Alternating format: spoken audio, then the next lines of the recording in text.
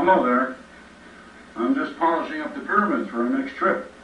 For Chapter 6, we'll be going to Teotihuacan in Mexico, and from there to Tikal in Guatemala, the Rome of the Mayans.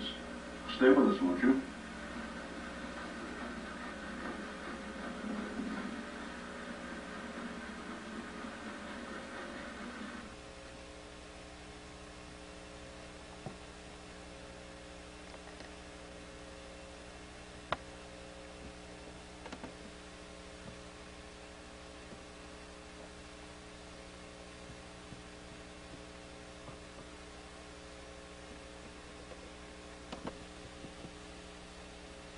We first saw this chart of retrieved constants back in Chapter 3. Both Giza and Stonehenge provided and explained them. In this chapter we will find that they were also very well known in the West. For example, here they are, all mixed up. The 360-degree base system, alternate pi, pi and double pi. The square root of the volume of the 360-degree sphere, the radian, 2/3 pi, the square of the megalithic yard, the double radian, the 2, 15, and 60 from Stonehenge, and even the square root of 2160. Why do they come to focus on 15.49193338?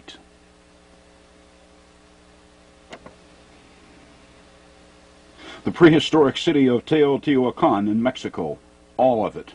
Buildings, plazas, terraced platforms, streets, and even its pyramids, everything laid out on an exact azimuth of 15.49193 degrees.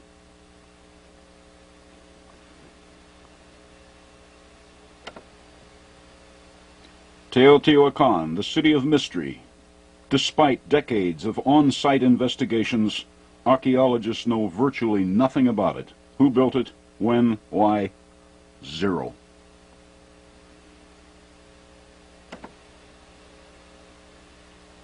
Even the Aztecs had no answers for the place. When they came into Mexico, Teotihuacan, which they named the City of the Gods, was already abandoned and in ruins, centuries before the white man ever saw it. Even its name was lost in time.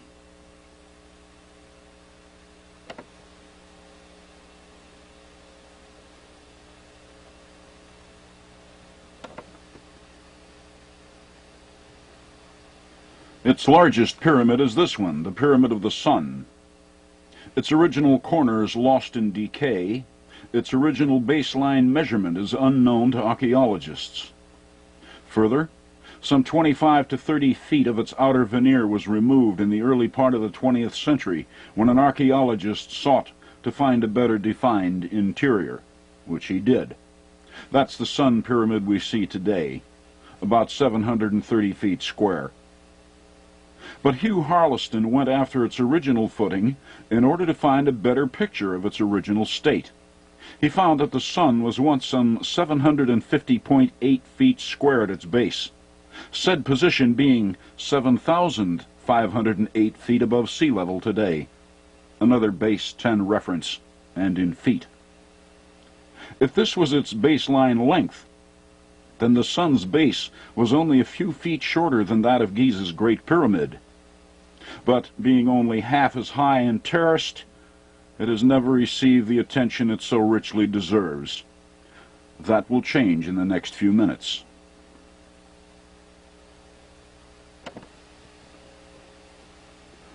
First, the equation which finds Teotihuacan in their matrix clearly specifies that it was a very important site.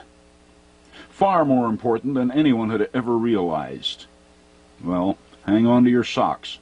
The silence of Teotihuacan is about to end. Remember the Juliaco Pyramid, about a day's walk from Teotihuacan? 4 terraces became 4 pi in its decoding.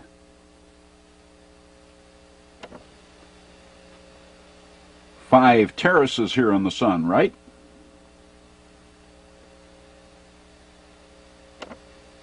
Yes, but we must be very careful when eyeing the Sun. For example, notice that its 4th terrace was designed to show two separate slope angles. Hence, while the sun actually has 5 terraces, it likewise has 6 separate faces. That's 5 pi and 6 pi. Then, too, we have this. Seen in its side elevation as drawn by the University of Rochester following its 1973 site survey, Dr. Druitt of the University of Toronto was kind enough to send this along. Notice that the upper terraces of the sun were deliberately built off-center. Working as I have with this matrix system since 1982, I have found that matrix coordinates always bear on the center of a monument's base, not its summit. Accordingly, the lower 2 faces are distinctly separate from the upper 4. That's 2 pi and 4 pi. In all, then, we have 2 pi, 4 pi, 5 pi, and 6 pi, speaking from the sun pyramid. These present a simple pi multiplex. Resulting in the value of 23,378.18184, a number which exactly encodes the sun's latitude upon the earth.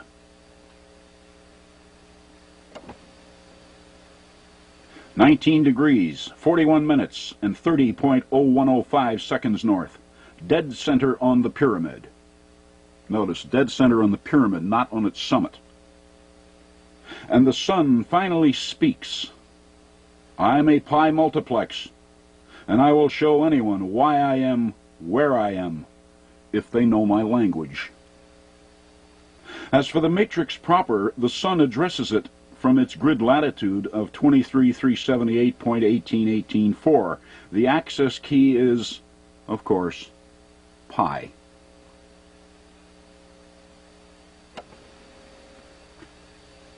Divide it by pi itself, and we find the 7441.506 square foot area of Stonehenge.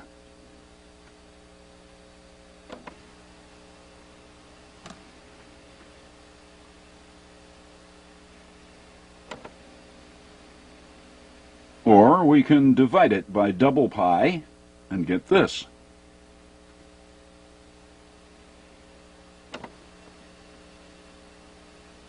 The grid latitude of another major pyramid of the matrix, one whose grid longitude we already know.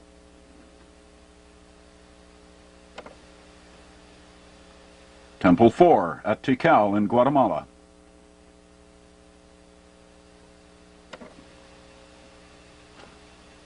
The Temple of the Double-Headed Serpent, its frontal elevation.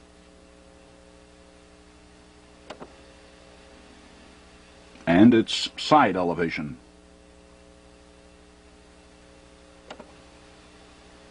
The sun shows us many multiples of the pi ratio.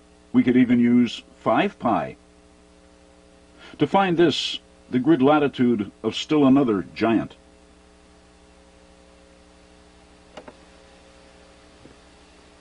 That being the Cholula Pyramid, the largest pyramid on Earth in terms of volume.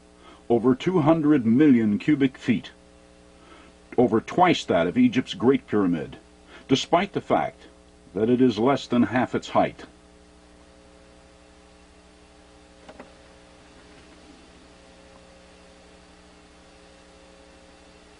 In the matrix, then, the Sun Pyramid was one of considerable significance. It was not a temple to some ancient pagan religion, as we have been led to believe.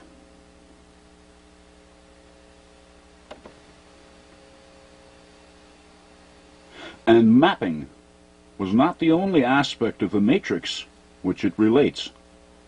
Using its grid latitude again, along with pi, and the azimuth of the entire city of Teotihuacan, the sun tells us this: the Great Pyramid's height in terms of feet, and from Mexico.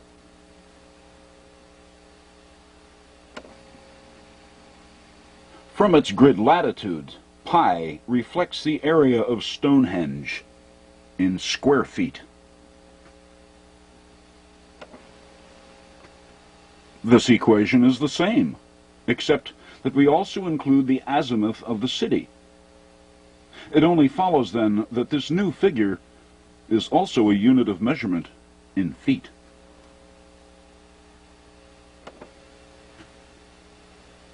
At Stonehenge, remember its language? Its measurements, hidden in its own rocks.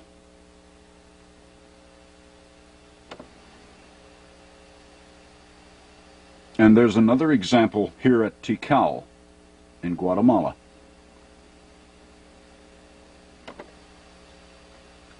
An old friend by now, Temple 4, the Temple of the Double-Headed Serpent. Lord, where do they get these names from?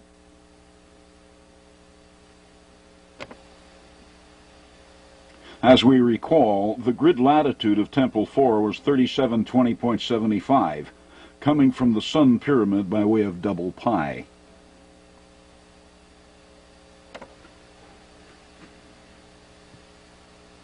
And now that we've found where it is, notice that Temple 4 has 9 terraces.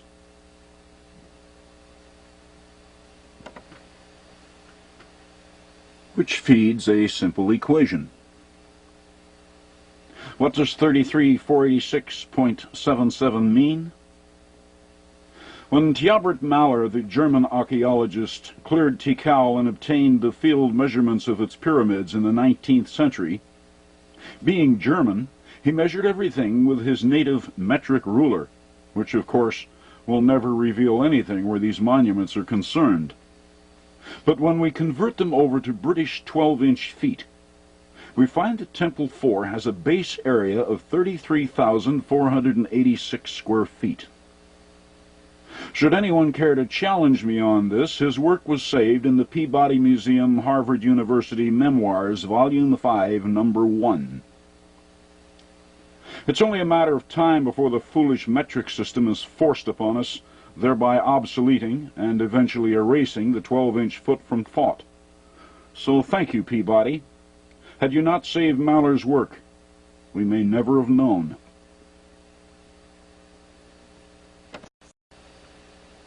Look upon me, count what I show, then measure my base, and I will tell you why I am where I am. Digest the logic carefully. It works either way. We can also work from its grid latitude, multiply by the 9 terraces, and find its base area. It's how they hid actual measurements. No real trick to it. Do not be intimidated by their genius. These ancient masters were smart, damn smart. But they were only human. And anything a human can encode, another human can decode. Exercise patience. Great teachers are speaking to us from this matrix. But we've been to the moon, so don't underestimate the student over here on our side of time. We too can learn new languages.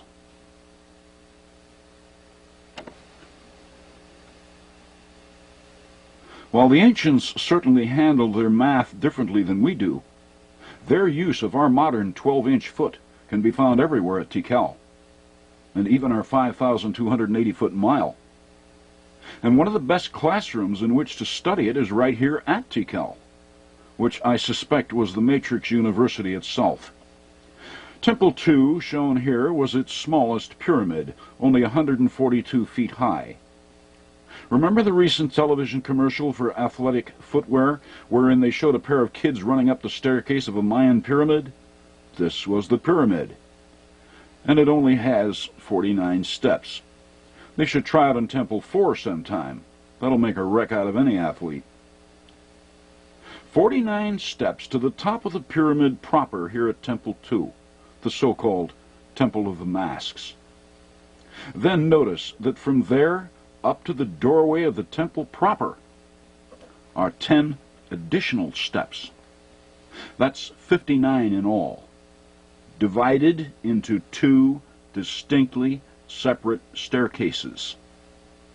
When 59 is divided by 2, the result is 29.5. Notice that the base of the staircase, at ground level, is 29.5 feet wide. That's feet. Of course, this too is converted from Maller's metric determination. The 12-inch foot explained on the facade of Temple 2.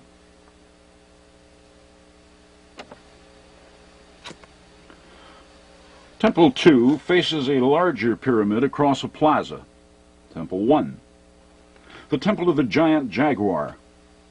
Colorful names. Temple 2, Temple 3, and Temple 4, which is just off the map to the west, all face east toward the sunrise.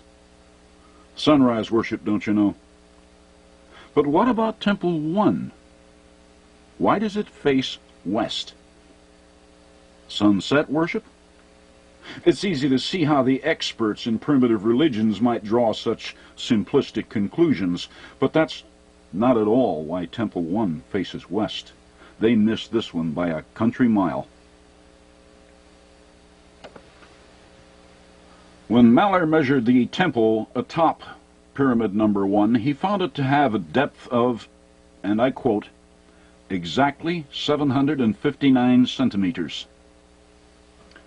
Exactly, eh? Well, it's hard to call anything much closer than exactly. Converting his 759 centimeters over to feet, it becomes exactly 24.9015 British feet. 249015. 24,901.5 statute miles is the equatorial circumference of the Earth as we know it today. Why does Temple 1 show us the distance around the world? Around the world.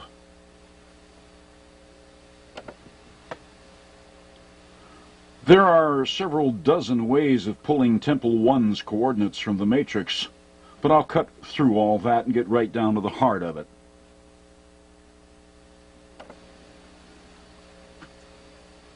Temple 1's longitude is 120 degrees 45 minutes 22.9183 seconds west of Giza.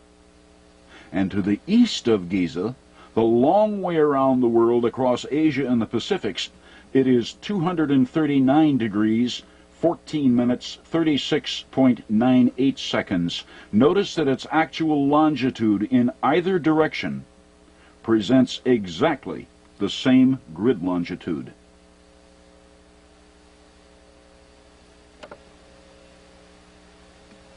Temple of the Giant Jaguar? Sorry. Temple 1 is the peripheral pyramid, and that's why it faces to the west. As the peripheral pyramid, it addresses the global matrix in both directions, east and west. It therefore looks around the world, like the Earth's equatorial circumference.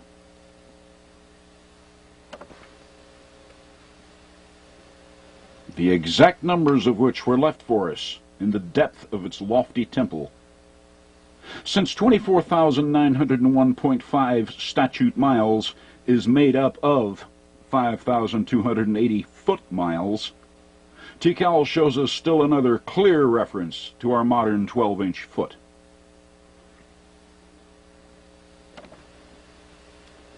Moving over to the west of Temple 1, we have Temple 4, by now quite familiar, via its grid latitude, 9 terraces, area formula, which shows us its 33,486 square feet area. The height of its individual terraces is 15.5 feet. Might that be 15.4919 feet, the same figure used in the layout of Teotihuacan? Feet. And then we have its slope angle. As near as we're able to determine this angle, it comes back as 72.6 degrees. 72.66 is the square root of 5,280. References to our modern 12-inch foot and 5,280 foot mile are all over Tikal, but there is also something else common to its pyramids which, in my view, infers Tikal's ancient usage as a university where the matrix was taught. Going back a bit in this presentation, recall the actual West Giza longitude of Temple 4. The final element, seconds of longitude, was the exact radius of Stonehenge, 48.6693411 feet.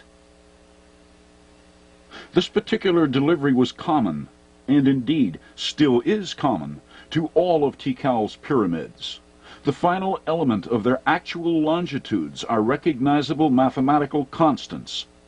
Temple 4 shows us the radius of Stonehenge. We saw this just moments ago, the two-faced longitudes of Temple 1, the peripheral pyramid. Notice that the final element of its West Giza longitude is 22.918311 seconds. 22.918311 is also exactly 2/5 of the 57.2957 radian constants in the tailings of Tikal's pyramids.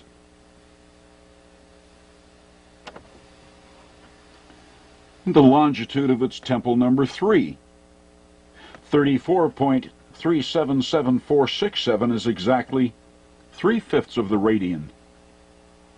This particular value, 3/5 of the radian, locates other monuments in the matrix, such as Florida's Mound Key, and where it is in the matrix vector.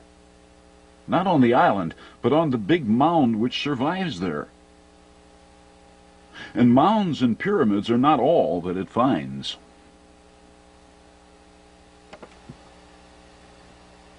It likewise vectors on this. Florida's warm mineral springs, the waters of which are reputed to have certain beneficial, even healing properties.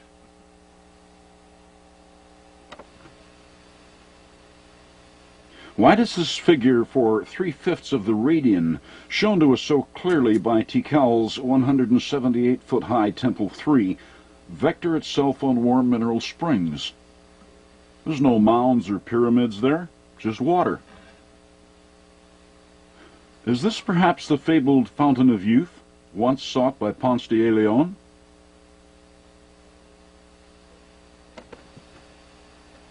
There are thousands of springs in Florida, so when warm mineral springs answered the matrix, I wasn't particularly moved by it, probably just coincidence. To be sure, I ran the constants in the matrix over the coordinates of several dozen other randomly selected springs. Of the lot, only one answered. The Little Salt Spring, a few miles north of WMS. And of all the constants available in the matrix, Little Salt answered at 4/5 of the radian. Another radian fractional on a Floridian spring. What is this ancient matrix trying to tell us here? Well, we are not entirely without answers of our own. Warm Mineral and Little Salt Springs are known to rank as two of Florida's most important natural springs. And we know that they've been flowing generously for many thousands of years. Human remains have been found in proximity which date back 10,000 years. But was one of these springs the Fountain of Youth? Only they who have benefited from its waters can answer that. I must admit that their grid vectors answering the matrix at clear fractionals of the radian caught my interest.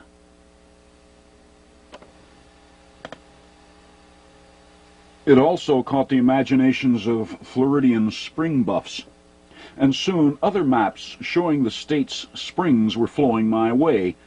I ran their coordinates too, but they ignored the math. Until the day when the map for Mudhole Spring arrived. Mudhole is offshore, off the west coast of Florida, under 40 feet of ocean. Yet its upward flow of water is so powerful that its position is actually marked on NOAA's map of the region. The site is well known by local fishermen, too. I ran its coordinates. Mudhole Spring answered the probe at a grid vector of 5.72957. That's 1/10 of the radian. And we have a third major spring vectoring the matrix at a radian fractional. But fountain of youth? I don't know. But I am drawing a theory that there is something remarkable about these watering spots, something the ancient cartographers deemed important enough to encode in their pyramid matrix system.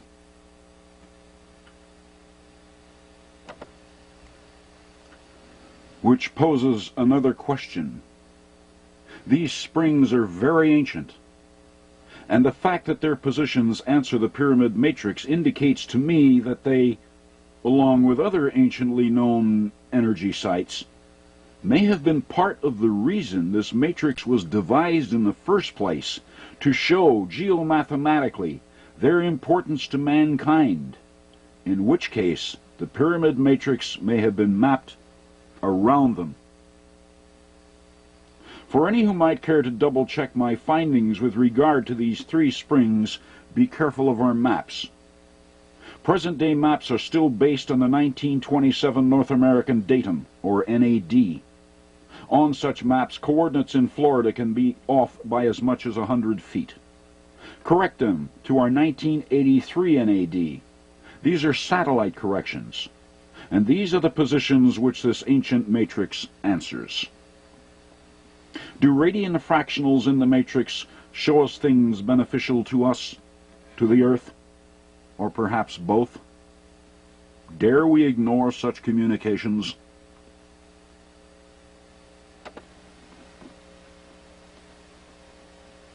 The ancients clearly understood.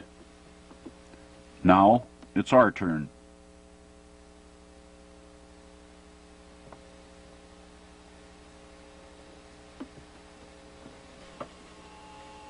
If the ancient masters did indeed incorporate the grid points of these important Floridian spring sites into a global matrix system involving their pyramids, long before the pyramids were ever built, then there has to be a way that the positions of these pyramids or allied monuments can explain from their positions. But which monuments are we to ask? There are thousands of them here in the United States alone. If you wish to learn information about springs today, you go to an encyclopedia and look underwater. The same is true in the Pyramid Age, except their encyclopedia consisted of a mathematical language. What do we have in the matrix which answers water? How about a mound which is surrounded by water, like this one, the Shark Mound on North Bimini Island just east of Florida? It's called a shark because it resembles a lemon shark. The shark is made entirely of sand, and is only a few feet high. But it is also 500 feet long, hence is of a respectable size. It is also surrounded by water, and as it is water we are trying to understand, let's begin with this artifact. Here we have its latitude and longitude, the longitude being reckoned from Greenwich and therefore quite useless. Adjusting its longitude over to the Great Pyramid, we find it to be centered at 110 degrees, 22 minutes, and 53.55 seconds, thereby providing it with a grid longitude of 129,600, or, in the language of the period, the square of 360 degrees. This, along with its grid latitude, gives the shark a grid point value or vector of 2/3 of pi, and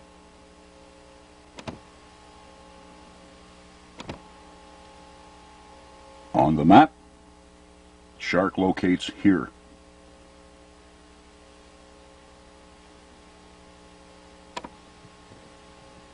On the continent proper, one of America's largest effigy earthworks is this, whatever it is, at Portsmouth, Kentucky.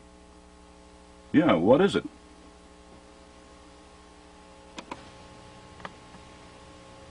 The only name it has in the formal record is Portsmouth Group A Earthworks, written in by Squire and Davis in the 1820s, when they surveyed the site for the first time. Even then it was so ancient that erosion had cut several gullies across it. A 5,000-foot-long what's-it. The Aboriginals made lots of effigy mounds in North America. Snakes, turtles, squirrels, birds, fish, you name it, and they left it somewhere. But this thing... I have hiked and fished through the wilds of North America from the Catskills of New York to the White Mountains of Alaska, and I can assure one and all that I have never seen anything walking, crawling, swimming, or flying that looks even remotely like this. And look, atop its central box section, it has a handle. Clearly, this effigy represents something that was anciently manufactured, perhaps a weapon of some sort. It even shows a curved indentation at its right end, as if designed to fit the shoulder of a hunter. Whatever it is, or was, this earthworks is worthy of suspicion. Why? Because it is only about 1,500 feet from a large river, the Ohio. Water again, and major water. So let's call this thing the device.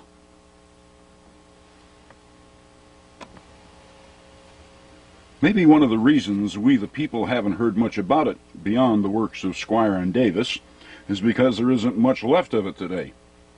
Much of it is now part of Portsmouth. Buildings everywhere. But enough fragments survive to show up on a formal USGS 7.5 topographical map. So it hasn't been completely lost yet.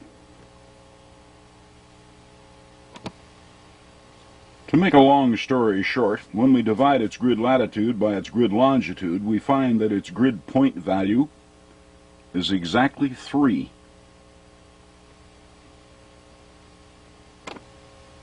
Having that, we add the device to our map.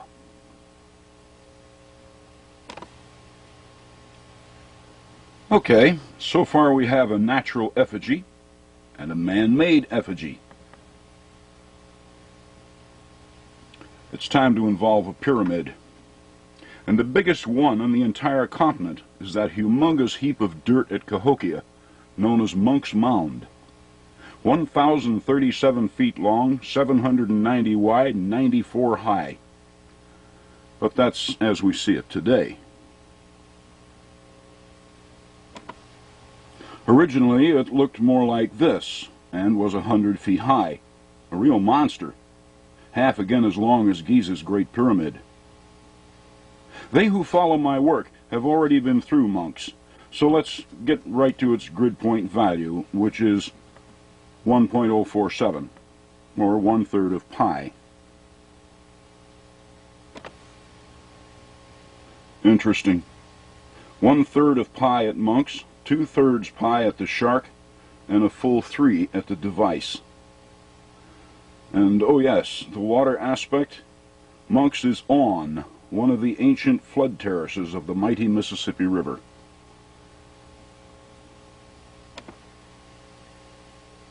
Okay, we add Munck's to our map. Good. 2 effigies in a pyramid. What shall we involve next?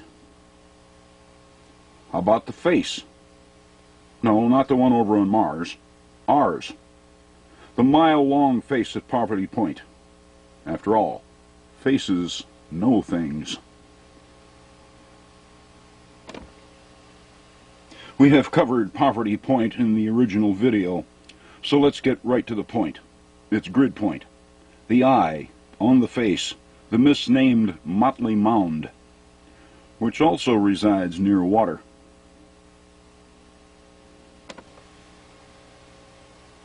Its value in the matrix, 1.909859, or 1/30th of the radian, another mathematical constant.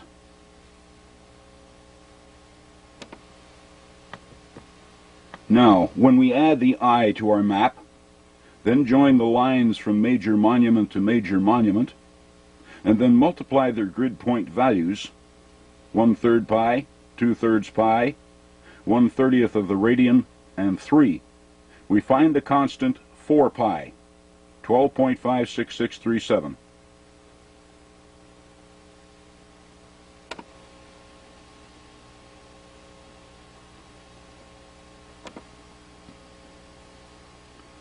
Interesting.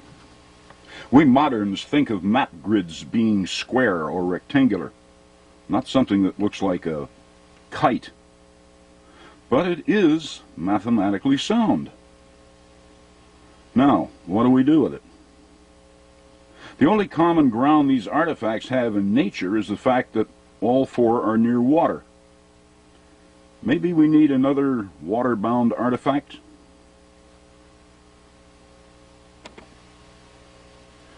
And I can't think of a bigger one anywhere than Florida's 5,500-foot-long Panther Mound in the Everglades. Remember it from the previous video? The mother of Giza's Sphinx? North Bimini's Shark Mound was completely surrounded by Atlantic Ocean. Florida's Panther Mound is completely surrounded by the waters of the Everglades. What we do next is to switch mounds in the kite. We will dispose of the Shark Mound and replace it with Florida's Panther Mound. The other grid points of the kite remain the same. This, of course, changes the values in the kite. We drop the Shark, whose grid point value was 2/3 of pi, and are replacing it with the Panther Mound, grid point value 30 pi.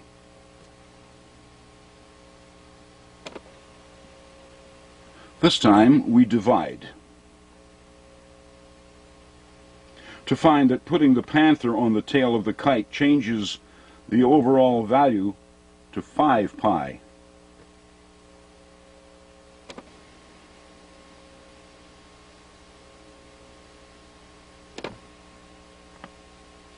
Checking everything once again to protect against losing anyone's concentration. North America's largest Aboriginal monuments, bar none. Another mathematical constant. Okay, so far we have 4 pi and 5 pi kite grids.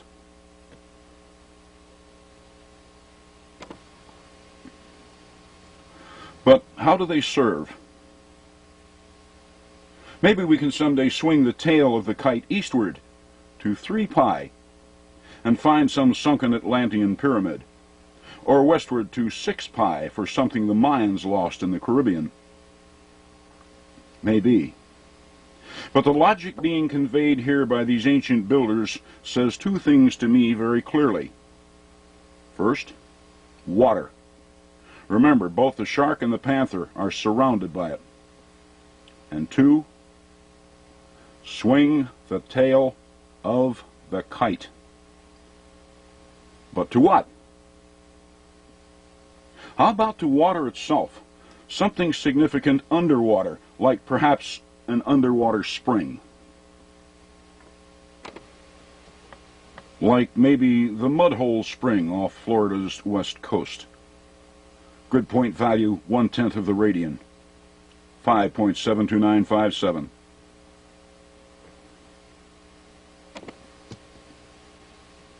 The top of the kite holding its corners on the eye, Munck's, and the device as usual.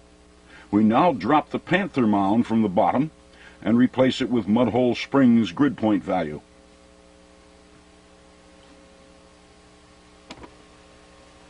Then multiply and voila. Instant recognition. The value of 3/5 of the radian. And as we already know, it's the grid point of warm mineral spring in the global matrix, and found by mathematically oriented swinging kites.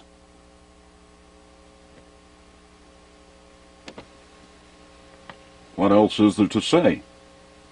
The water mounds found major water sources, and when they wrote their final equation, the answer came out right on warm mineral springs. Now we know the information Ponce de Leon found concerning the Fountain of Youth was valid. Problem was, he didn't know the pyramid grid system. which had encoded its location 100 centuries earlier. He had no hope of finding it without resorting to actual trial and error legwork. The ancients revered War Mineral Springs so highly that they built the major monuments of North America at such grid points as could point it out to us, as soon as we came to understand the mathematical precisions of the Earth. Fascinating by itself, our search has also explained how a portion of their global grid actually works. I wonder what else they revered that we haven't found yet. The matrix is still young. The search continues. Thank you.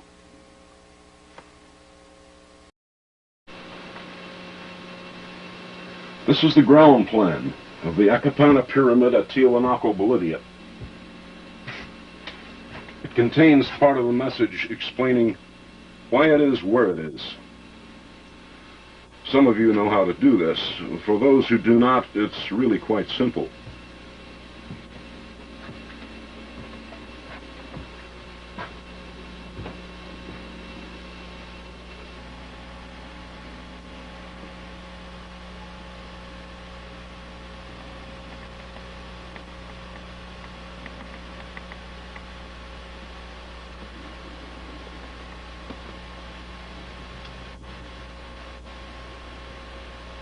The Great Pyramid contains part of the law, the mathematical pi ratio. Its slope angle from the apex downward has a tangent value which we can find with a modern pocket calculator. Multiply this tangent by the four sides of the pyramid and we find pi, memorialized forever. Having been so advised, we should apply this ratio to what we see in other pyramids around the world. For example,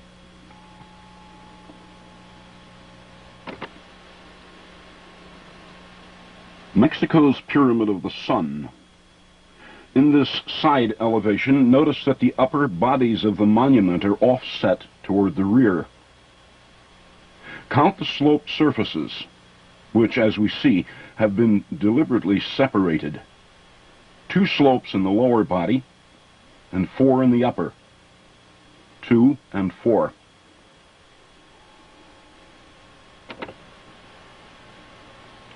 From the front, the sun appears uniform in its presentation. Now we see 6 slopes on 5 terraces. That's 5 and 6.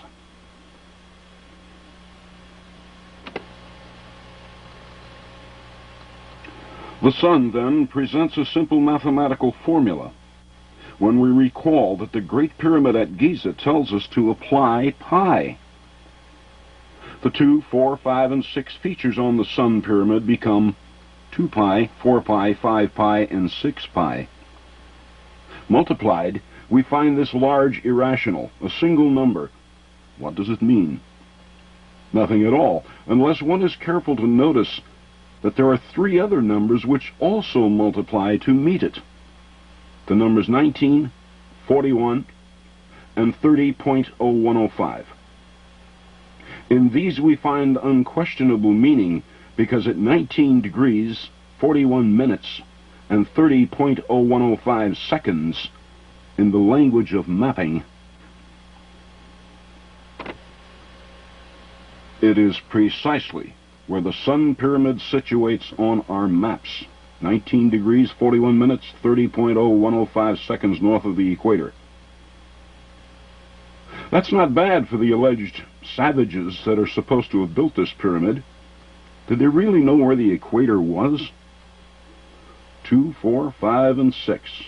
Yeah, they knew. And they also knew about the pi ratio, having been memorialized over at Giza. In fact, they knew every bit as much about global mapping as we do, if not more.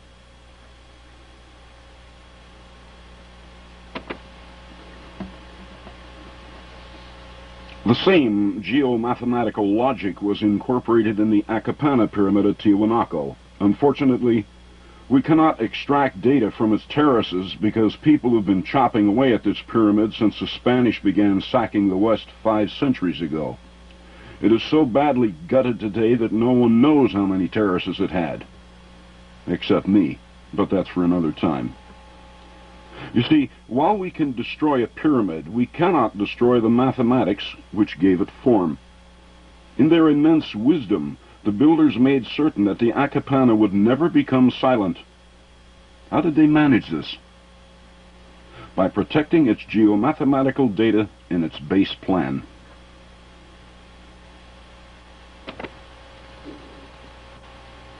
Proceed in much the same way we did at Teotihuacan's Pyramid of the Sun.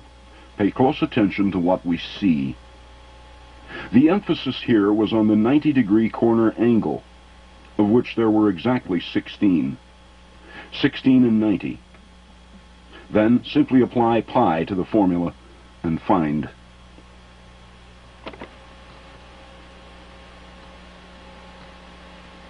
Well, it's not as if we don't know what to expect.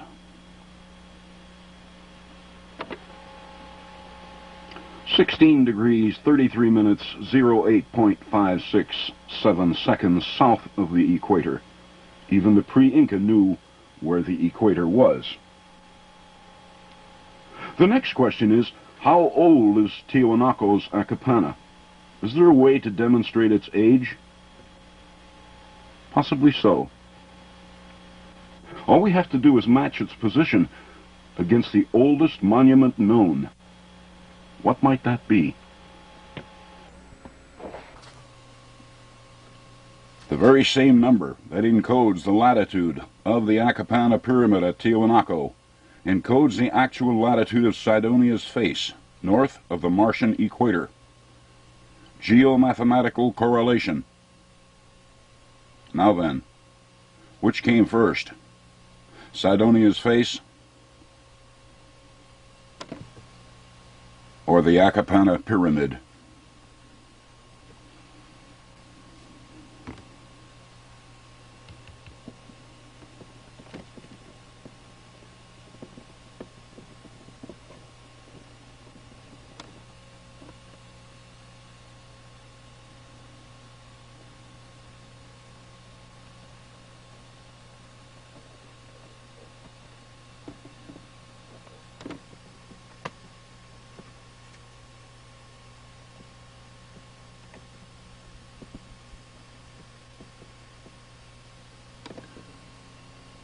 Why is the pi ratio required for locating the Akapana?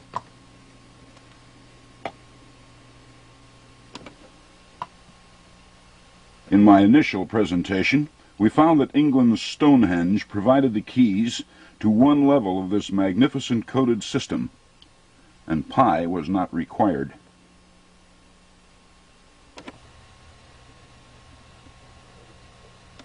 Despite its ruined condition today, British archaeologists have long since determined what Stonehenge looked like when brand new, a minimum of 3,700 years ago.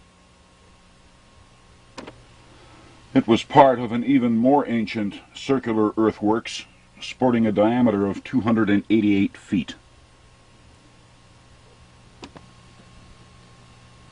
The inner circle, known as the Phase 3 construction, with a meager diameter of only 97 feet 4 inches, consisted of 60 huge rocks, 30 horizontal lintels fitted to the tops of 30 upright rocks called sarsens, 60 stones carefully arranged in a 360-degree circle.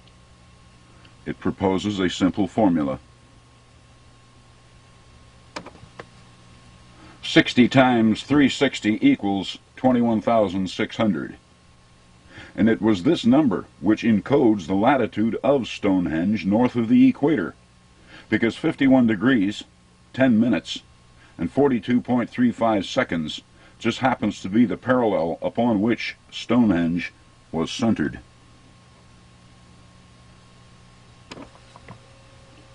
That discovery advised us rather quickly that the builders not only knew multiplication and numbers, but also that they knew the common circle to have a 360 degrees of arc. Hence, they knew math and simple geometry as well as we do, and in our terms. 3,700 years ago. Even more surprising, the location of Stonehenge proves beyond any question that their mapping skills were at least on a par with our own. They were not the dim-minded semi-savages that contemporary history insists they were.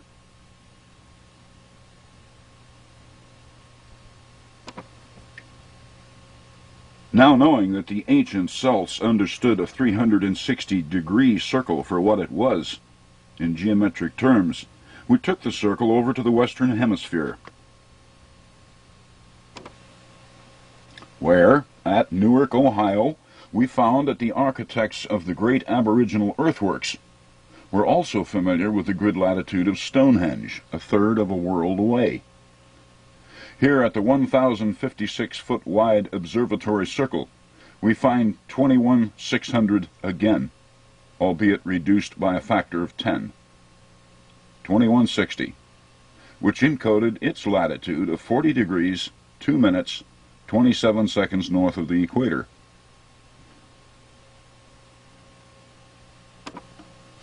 Then we walked over to Newark's Great Octagon, a little over a mile to the northwest, only to find that these very same numbers were used again, as 216,000, which encodes the longitude, not latitude, of the huge Earth circle which attaches itself to the octagon.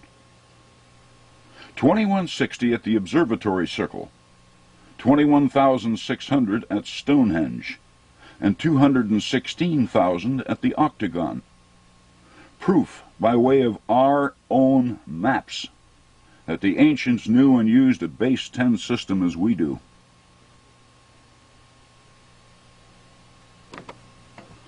Then we went on to Mexico to check out the only round pyramid ever found down there, only to discover that even its ancient people likewise knew that a circle had 360 degrees of arc. They proved that by having built this 360-degree monument right on its own grid latitude of 360, at 19 degrees, 18 minutes, 01.05 seconds north of the equator. The same equator that we use, and the ancient British used when they erected Stonehenge.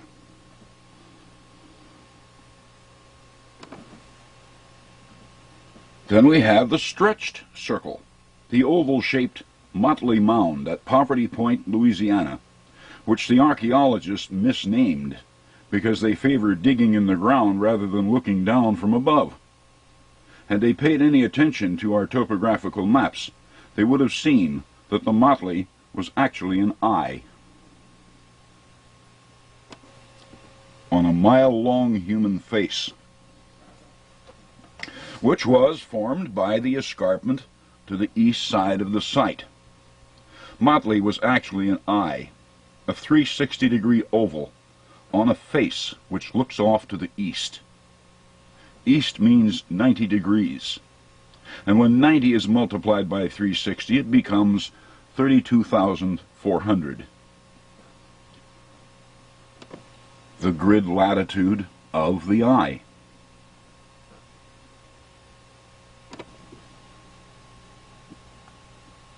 Then we have Mississippi's Emerald Mound, with its 5 corners, and 6 surfaces, comprising a corrupted 360-degree form. 5 times 6 times 360 becomes 10,800, the figure which encodes its latitude of 31 degrees, 38 minutes, 09.16 seconds north.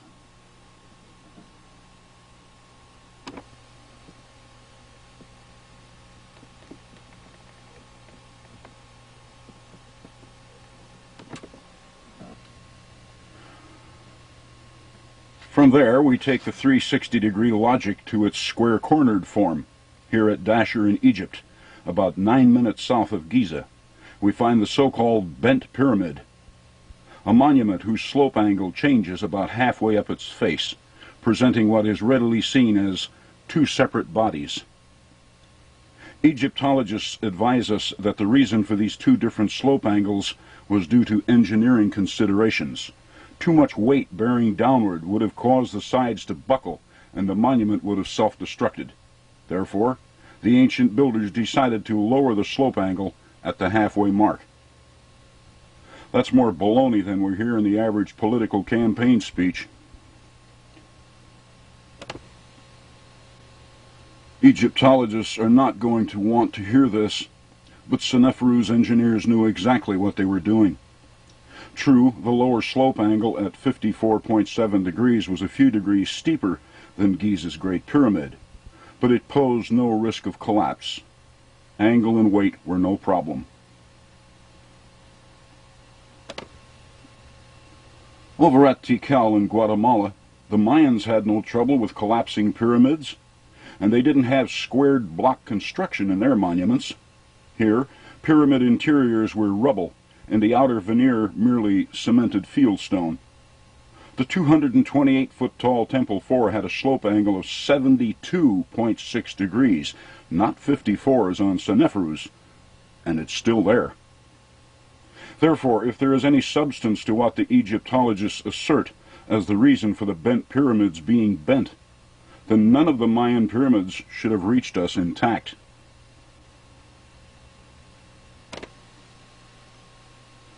This design affords an observer the opportunity to see additional numbers beyond those available from a true pyramid design. Here, instead of only 4 sides, we see 8. And rather than seeing 4 base corners and an apex, we see 8 corners and an apex. That's 9. 360 degrees times 8 times 9, 25,920.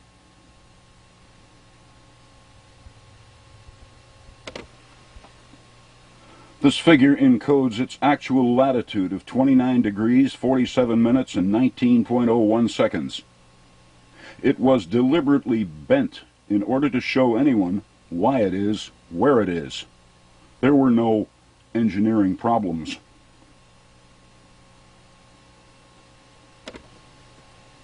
A second reason for breaking an otherwise perfect 360-degree base design was to reveal 2 bodies of 360 degrees.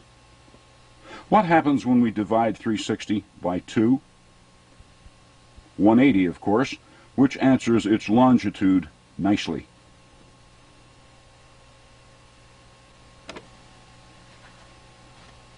But not its longitude from our modern Greenwich. The prime meridian of the Pyramid Age was predicated on the position of the Great Pyramid, from which the bent pyramid lies to the east. These pyramids are points in a remarkable global matrix which explains a global positioning system involving the mathematical precisions of the Earth. Why haven't we seen this before? Because the questions we have been asking of the pyramids are inadequate. Who built them, when, and how are irrelevant. We should have been asking why they are where they are, and why they were built the way they were built. And they made it so easy for us.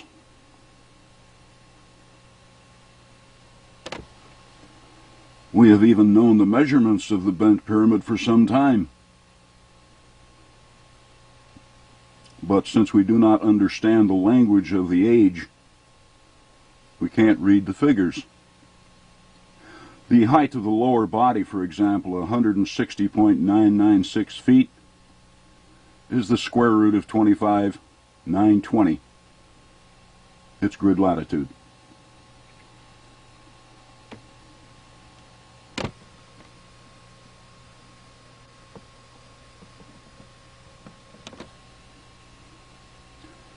Another classic example of this simplicity is found in Mexico at the well-known Chichen Itza site, home of the celebrated Kukulkan Pyramid, long famous for its 365 steps. 91 on each of its 4 sides, with the top of the pyramid being the 365th step. Historians see it all as artistic excess on behalf of the builders, but that is erroneous. They built only what was necessary.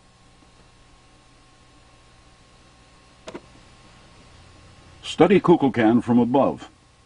What do we see? Do we not see a 4-sided pyramid with 4 staircases, 9 terraces, and 365 steps? Basically, that's all we need to explain why it is where it is. Simply multiply the numbers shown to find its grid longitude to the west of the Great Pyramid.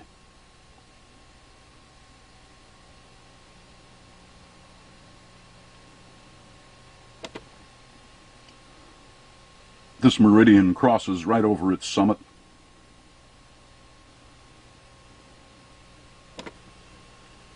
And only about an inch from the grid longitude mandated by the code. As explained in my earlier presentations, the number 365 has no more meaning in the code than it does in referring to the calendar. There is no 365-day year and never has been. Today the year is 365.2422 days long and is growing. When this matrix was mapped out thousands of years ago, the year was 365.020081 days long, and that's the number we have to use here. It results in a slightly higher value for Kukulkan's grid longitude, and the very same number which fixes the grid longitude of Stonehenge.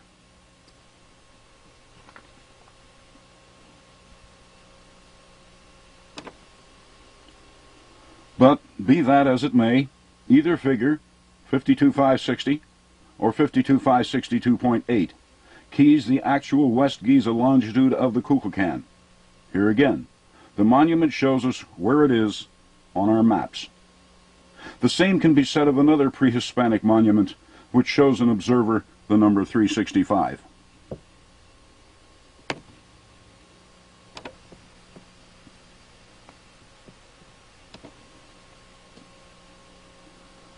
This one is at El Tajín in Veracruz, the celebrated pyramid of the 365 niches, locally known as Los Niches.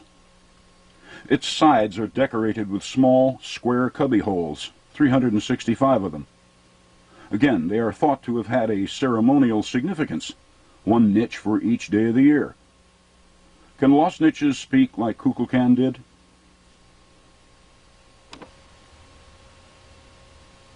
"60 steps climbing up its 60-foot-high facade, 6 terraces, 365 niches.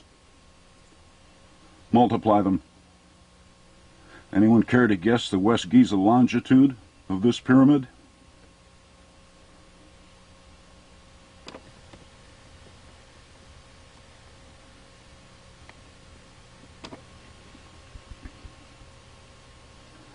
Then we have this one, the so-called Pyramid of the Magicians at Uxmal in Mexico. The only round-cornered pyramid the Maya ever built. At least, it's the only one we've found to date. Can we figure out why? Yes, but not from this angle. It has to be done from above, looking down, in order that we may appreciate its base plan. A square with rounded corners. Go ahead, give it a try. I'm willing to bet a used pop bottle cap that some of you have a pretty good handle on it already.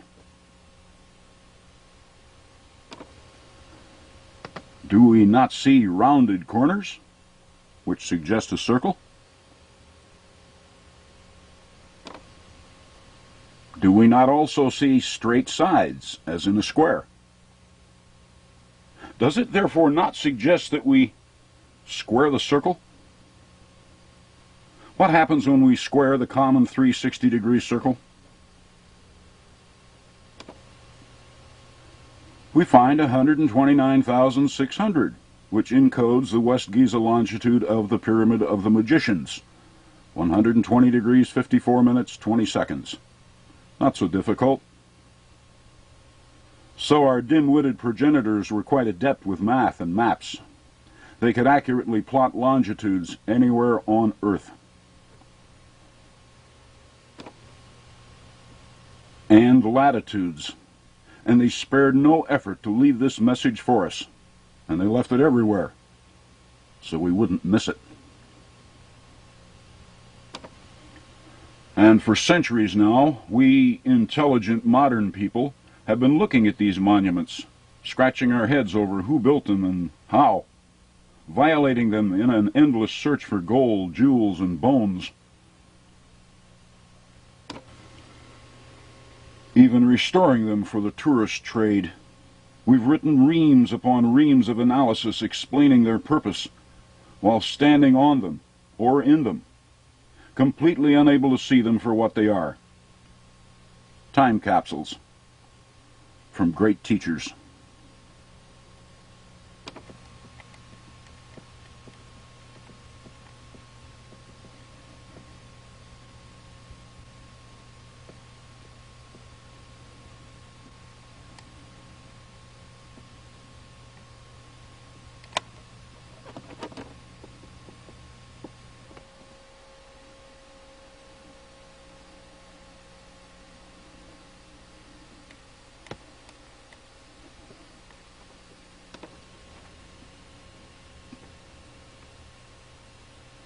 Those monuments serve to introduce us, to alert us to the presence of knowledge in remote antiquity, and they did so by showing us simple numbers and geometric constants.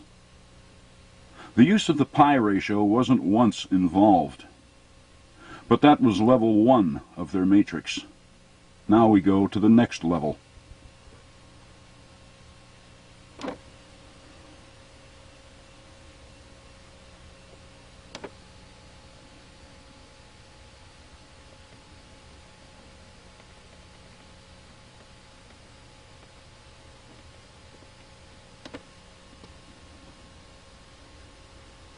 Out at the Cahokia site in Illinois, the largest mound complex in all of North America, the ancient builders once raised what we loosely call a woodhenge.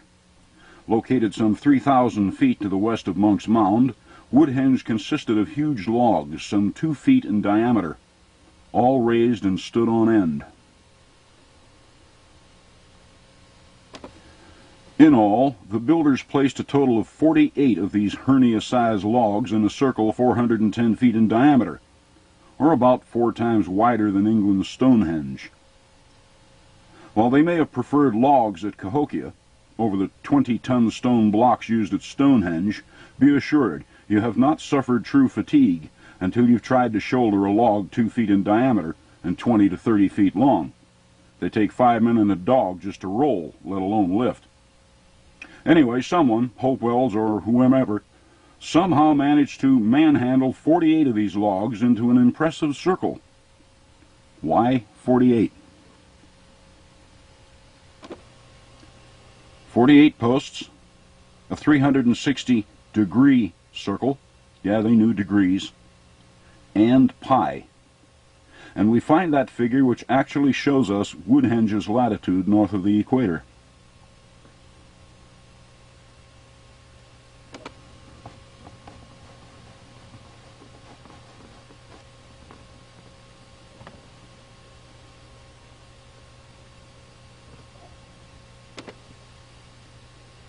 Now, if we do not use the pi ratio against Woodhenge's 48 posts, we wind up too far to the south, well clear of everything, barely on the fringe of Cahokia itself. But add in pi, and our parallel crosses right over the center of Woodhenge.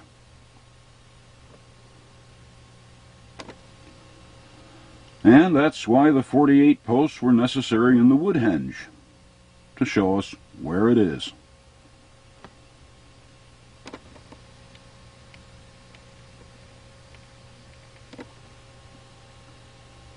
Another circular monument whose position was oriented to both its form and the pi ratio is England's Silbury Mound, or Silbury Hill, the largest man-made mound in Europe.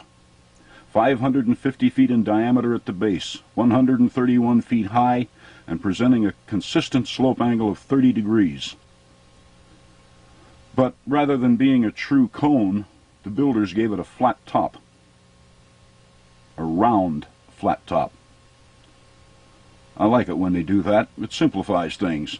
Let's see now. 2 circles, one at the base, the other at the top. That's 2 360-degree circles, or 720 degrees. Consistent slope angle of 30 degrees. and pi.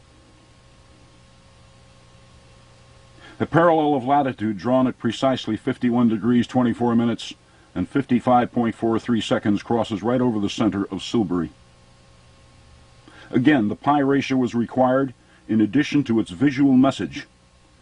Code buffs will recognize this figure, 67858.4, which encodes the latitude of Silbury because they've seen it before.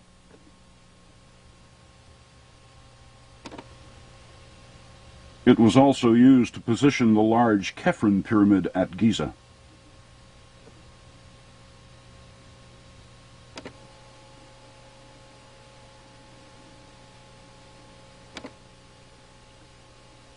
The British have been looking at the Silbury a lot longer than we Americans have been looking at our mounds.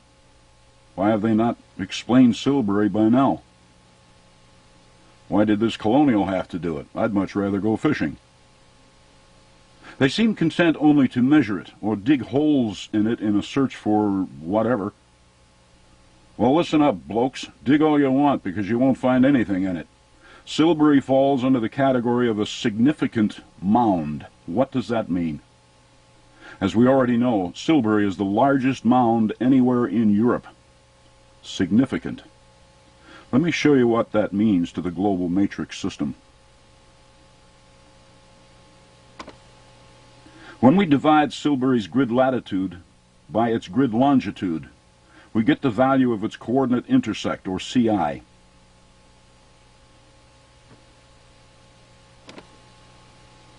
As members of a largely literary culture, most people today are not comfortable trying to memorize long numbers, especially irrational numbers.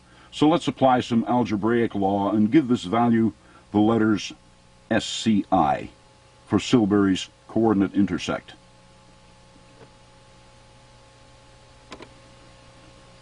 SCI, 720 degrees and 30 degrees. The product shows a number which encodes still another set of coordinates, which are easily memorized. 38, 39, 37, almost poetic.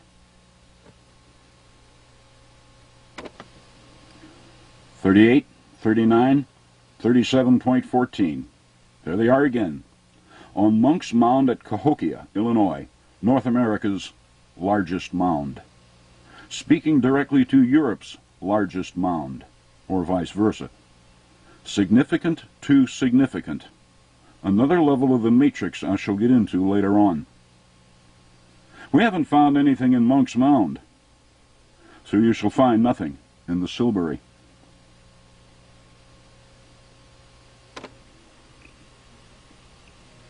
Something else I should point out while we are back here at Cahokia. Count up all the 90-degree corner angles on this archaeologically restored model of Munck's Mound. If you counted 20, you are correct. In the language of the code, that becomes 20 pi. Notice also that it has 4 terraces. That's 4 pi.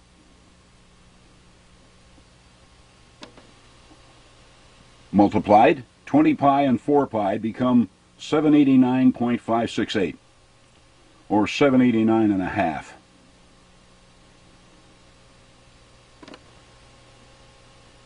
I am assured by the Illinois State Museum at Springfield that the original width of Munck's Mound was 790 feet, plus or minus 12 inches. Munck's shows us its original measurements. Who needs rulers? Thank you, Silbury.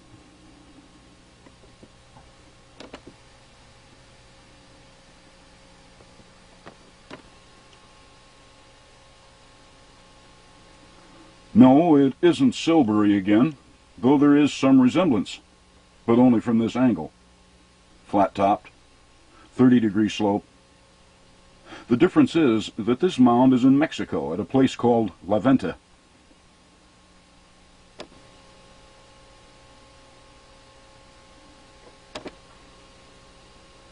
There's another difference too. It isn't a circle and never was. It is a series of ridges and gullies which radiate downward from the flattened summit. In all, 10 of each. And it has been verified. The gullies were deliberately made. They are not the result of natural erosion.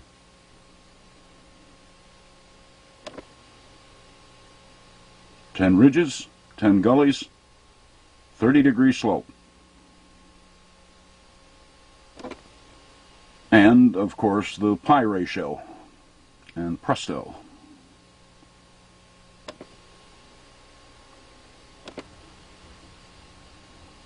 Its latitude north of the equator. Notice something else here, namely the small ramp that extends off toward the northwest on an azimuth of 343.7 degrees. Those numbers link to the code, because 343.77 just happens to be exactly 6 radian. Anyway, this azimuth, when given to the 10 ridges and 10 gullies of the Levanta Pyramid, eagerly provide us with this monument's longitude to the west of the Great Pyramid.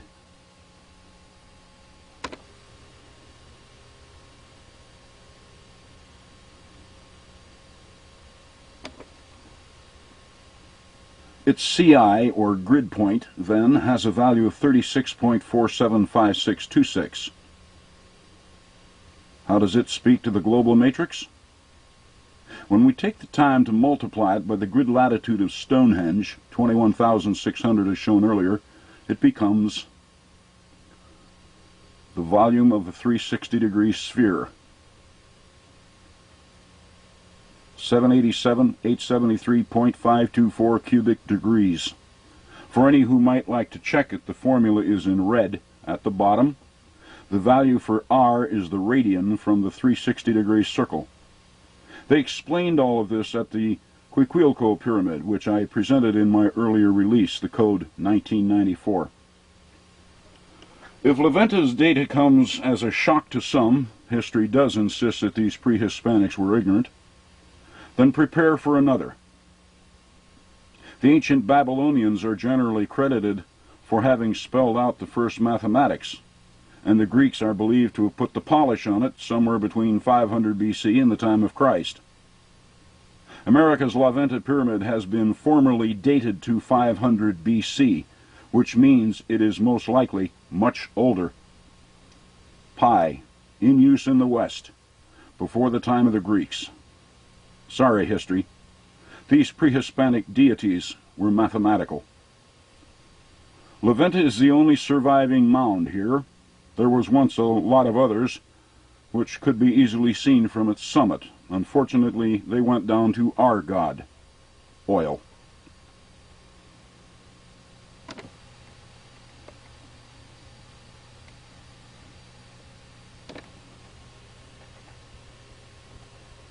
Our next pi-oriented mound is in Georgia. It goes by the name Etowah.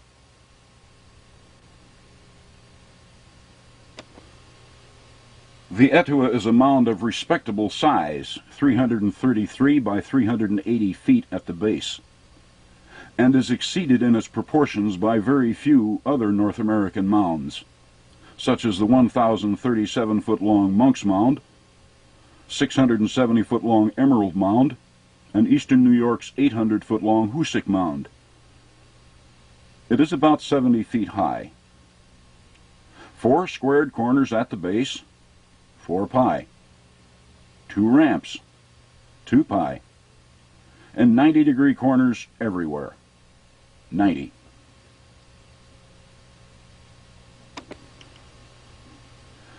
And voila, Etowah's latitude and the code value which encodes it.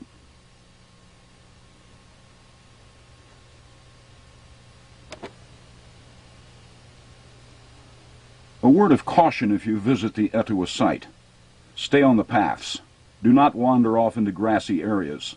The rattlesnakes are everywhere. And speaking of snakes, guess what happens when we divide Etowah's grid latitude of 7106.11 by 5? We are left with exactly 1421.223, the number which encodes the latitude of Ohio's Serpent Mound. And notice, please, that it has 5 coils. Now that we have all had our basic training on observations and the use of pi in finding things, we're ready for some graduate work. For this, we return to Guatemala, to a place called Tikal.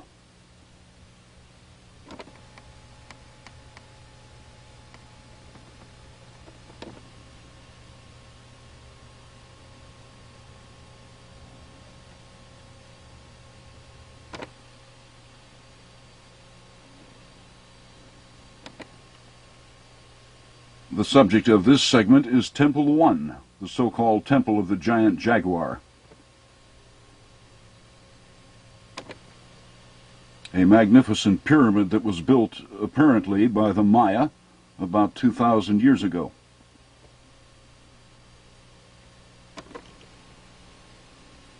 Much taller than it is wide, Temple 1 is 154 feet high. But only 128 feet wide. And would you look at all the numbers it shows? Well, it looks like we shall be here for a while. I discussed the peripheral pyramid's position in the matrix, in my previous video entitled Matrix West, but I did not explain how to find its position in the grid. That time has now come.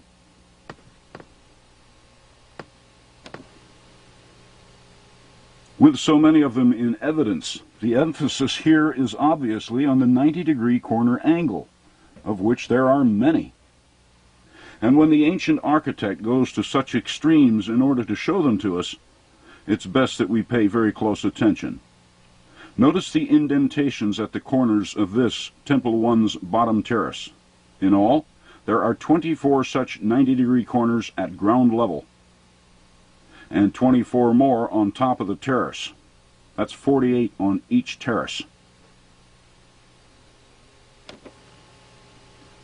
Then they stacked 8 more of them on top of it, for a total of 9 terraces. As such, they gave this pyramid a grand total of 432 of these 90-degree corners.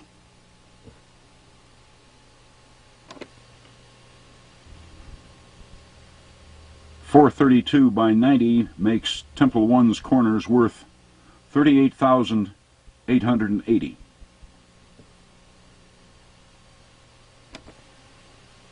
Okay, what's the next most obvious number shown by the architect? The staircase, of course, and one staircase on 9 terraces equals 10 facial features. Very obvious facial features.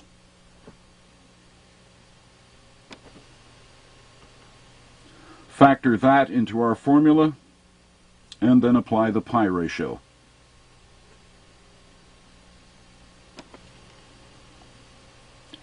Which encodes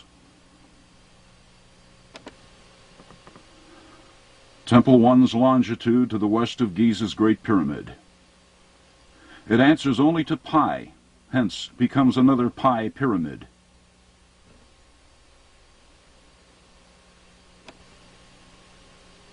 I went on to explain why Temple 1 should be called the peripheral pyramid, because unlike Tikal's other pyramids, this one faces west. To answer the Great Pyramid's prime meridian, the long way around the earth.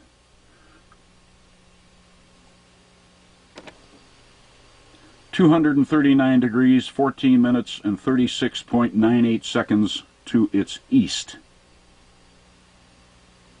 and keeps its back to the east, thereby being west of the Great Pyramid by 120 degrees, 45 minutes, 22.91 seconds.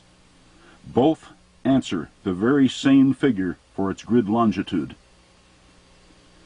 And we like to think of these ancient builders as primitive and without knowledge, stupid sun worshippers.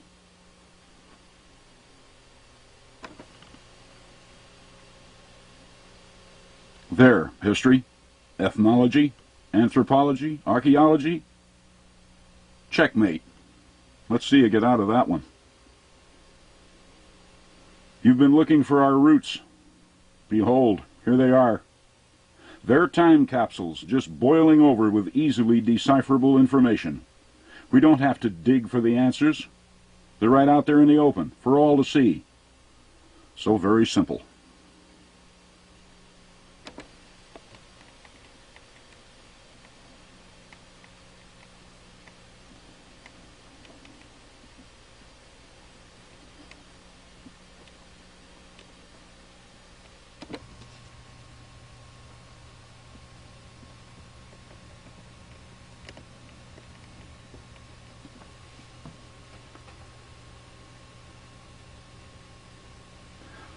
When I began searching for the answers as to why the world's pyramids are where they are back in the early 1980s, metrology was the last thing in my mind.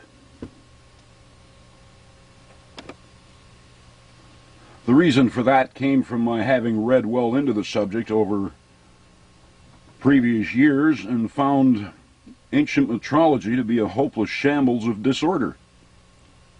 The Hebrew cubit over time varied from as little as 16 of our modern inches to as many as 25.2 inches.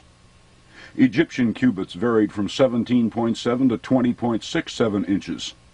The Roman cubit was 20.76 inches, Babylonian cubit 20.88, Zimbabwe cubit 20.64, and so on. No common ground between any, and no constants. I let it go after reading a conclusion by General Sir Charles Warren that the geometric standards of measure in use amongst the ancients were nearly identical with those of the present day. Yeah, right, I reasoned. If the earliest written records show this much confusion in metrology, we will never find the original base. It's gone. But as my own search of the pyramid code system advanced, I began finding clear references to our own English 12-inch foot and 5,280-foot mile. And time after time after time. It didn't make any sense, because the British didn't legalize our 5,280-foot statute mile until 1593 AD. And all the pyramids were built before that. So what was I seeing here? Had archaeocryptography found the original metrology? Here, atop Tikal's peripheral pyramid, the 24.9015-foot depth of the temple shows a perfect numerical match to the Earth's 24,901.5 mile equatorial circumference. A clear reference to the modern 5,280-foot mile.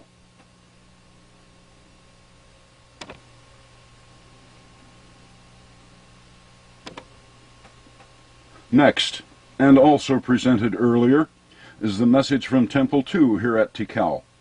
Its message was encoded in its stairway.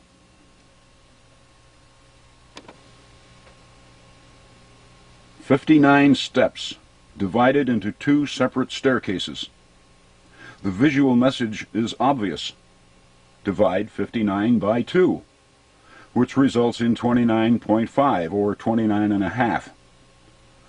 The width of the staircase at ground level is 29.5 feet. No, some will argue, that refers to the 29.5-day lunar cycle. Well, that's no argument, because its width is still 29.5 feet, and the builders of Temple 2 went to a lot of trouble to show us 59 numbers divided by 2. Call it the lunar cycle if you wish, but it's still 29.5 feet. And what could be clearer than the 60 steps which climb the facade of 60-foot-high Los Niches at El Tahin? The 12-inch foot again. 1 step for every foot. Then we have Temple 4 at Tikal, with its 15.49-foot-high terraces, answering the 15.49-degree azimuth of everything at Teotihuacan, and its 72.6-degree slope angle. 72.66 is the square root of 5,280, the foot and the mile. Then, too, we have its West Giza longitude of 120 degrees, 45 minutes, 48.6693, 4411 seconds. The final aspect echoing precisely the 48.6693, 4411 foot radius of far-off Stonehenge.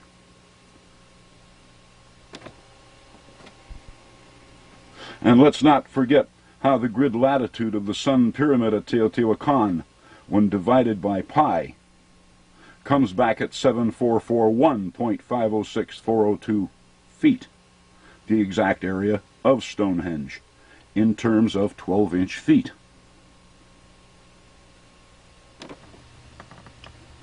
Then divide that result by the 15.4919 degree azimuth of Teotihuacan and wind up with 480 .3471728 feet, the original height of the Great Pyramid. Feet again.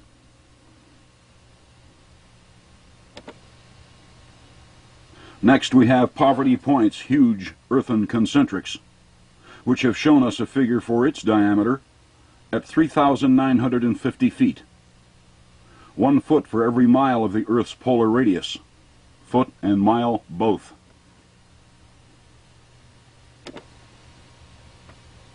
But it's no real problem for a master suppressionist to dispose of any of the preceding by simply asserting that all of these field measurements are wrong.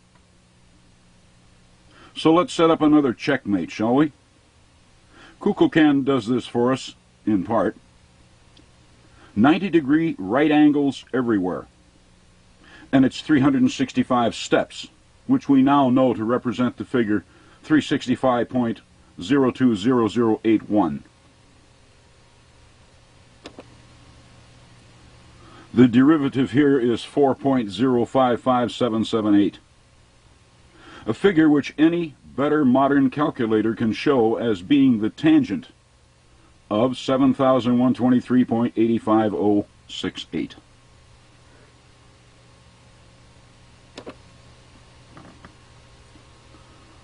Kukulkan explained the first part. Back in 1993, the U.S. Geological Survey explained the second part. I sent the exact coordinates of Kukulkan and the Great Pyramid off to the National Geodetic Survey in Silver Spring, Maryland, and asked their computers to plot me the exact surface distance over the Earth which separates these two pyramids. I further asked that they provide the figure back to me in terms of 5,280-foot statute miles. And this is how it came back, 7,123.8.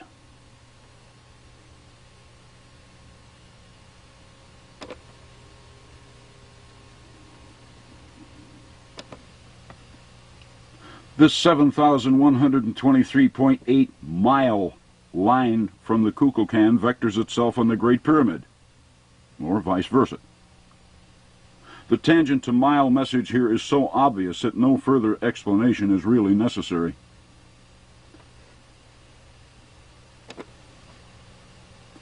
And that's only the beginning. For the terminally skeptical, I would like to add the following. This tangent from the Kukulkan was also utilized as a square root. You see, its square is 16.44934.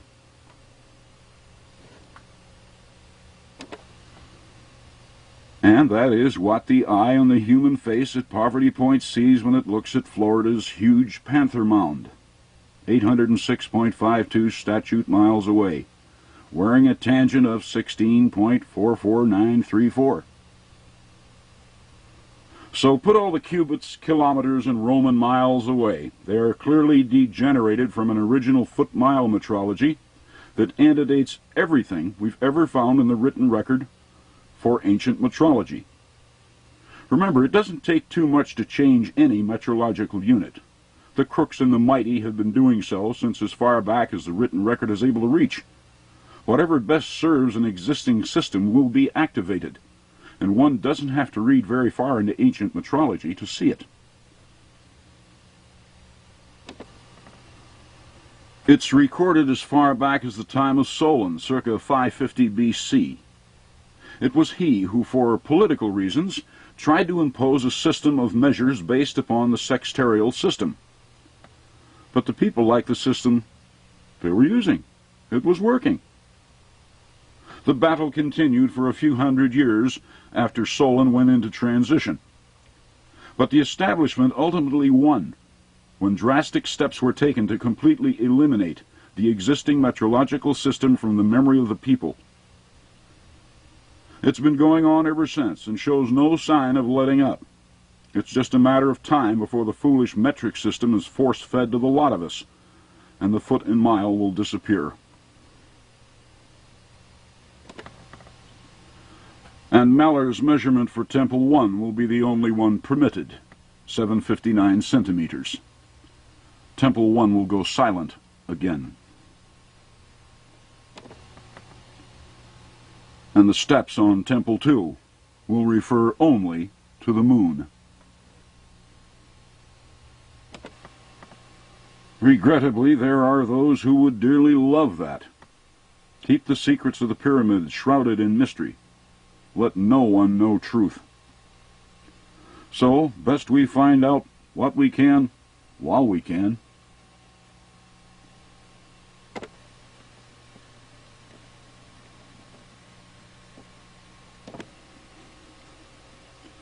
As for pi, well, they won't be able to dispose of that by passing a law. Pi, the key to a higher level in the matrix. Yet, how are we to distinguish between the rational pyramid and the irrational pi pyramid? Do we look for summits that were built off-center? Mounds of unusual shape, like this cross mound at Tarleton, Ohio?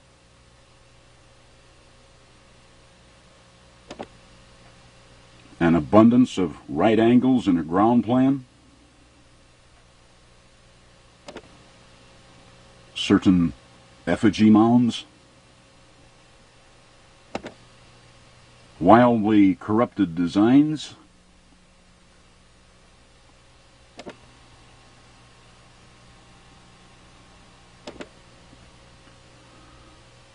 It requires a well-trained eye. But for they who haven't figured it out, there is another way. A much more difficult way.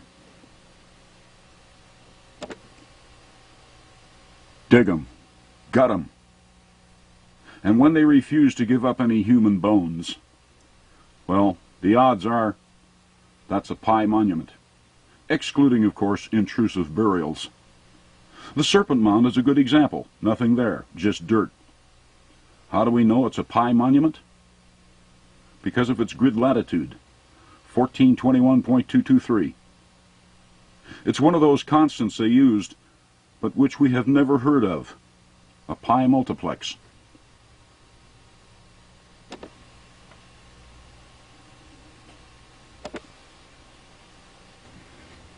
But how is one to glean such a pi multiplex from this mound?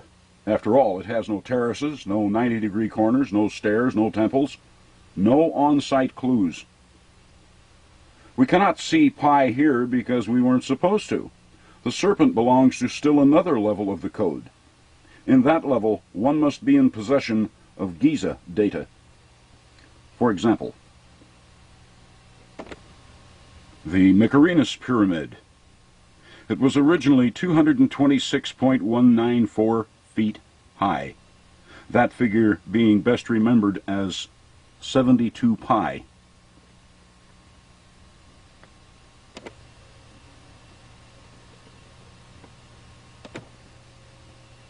The Egyptologists don't know it yet, and I dare say they will not care to, but the Mycerinus was a true miniature of the Great Pyramid, another 3D model of pi and double pi, which means that when we multiply its 72 pi height by double pi, it will become the length of its perimeter baseline.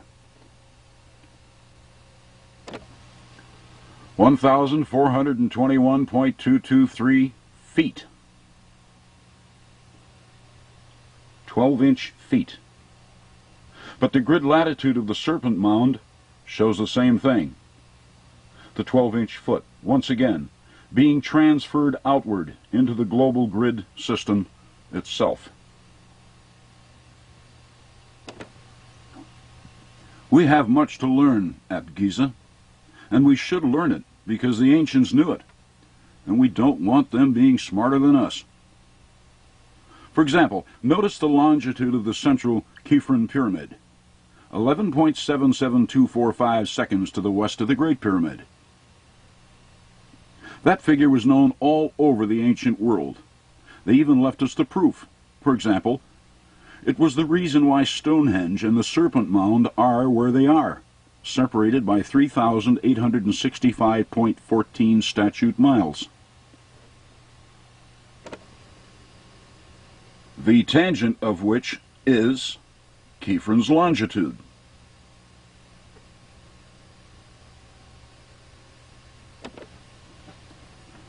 So don't mess with the snakes. And let's try to protect this one, despite the fact that those charged with its care have recently lost their funding. England protects Stonehenge as a national treasure. It is only fitting that we do as much for Ohio's Serpent Mound, indeed all of the Aboriginal monuments which were bequeathed to us by the primitives, who, as it turns out, were better advised in a number of high sciences than we are.